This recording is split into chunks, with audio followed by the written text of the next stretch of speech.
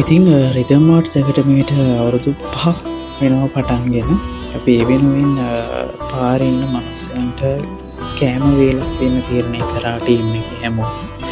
ඉතින් මේ තියෙන්නේ එක එක්කෙනාගේ වලින් හදාගෙන ඇවිල්ලා අපි ඒවා පිරිසිදුව පිළිවෙලට පැකට් විදියට හදලා පාරට අරන් යන්න ඒ අදාළ අයට දෙන්න අරන් යන්න සූදානම් කරගත්ත විදිහ තමයි මේ වීඩියෝ එකෙන් අපි ඔයාලට අරගෙන ආවේ. සිහිනයක අලු පෑ දියත පුරා නිමා නොවන බව දුකතර නොමින සරා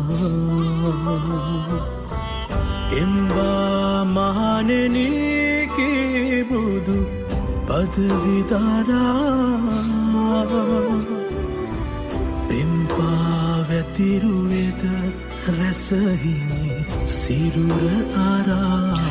ඉතින් කෑම ටික විදිහට පාර්සල් කරලා අපි එහෙම්මම ගියා තිස්ස මහරාම මහවිහාරයට ගිහිල්ලා ගමනට එදිලා ඒ වැඩේ අපි ඉවර කරා. ඉතින් අපි කෑම සෝදානම් කරන ටිකේ විතරයි වීඩියෝ එකක් ගත්තේ. කෑම දෙන වෙලාවේ ෆොටෝ වීඩියෝ මුකුත් ගත්තේ නැහැ. මොකද එයාලගේ අනන්‍යතාවය අපි ආරක්ෂා කරන්න ඕන නිසා.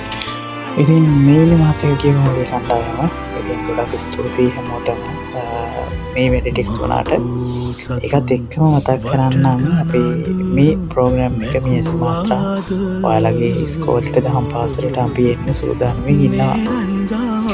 ඒ වගේ මීන් අපිට වංශලේදී හම්බෙච්ච චූටි සුරතලේ ඒත් එක චූට්ටක් සෙල්ලක් කරලා අපි අපේ වැඩේ ඉවර කරා. එහෙනම් ගිහින් එන්න. බයි.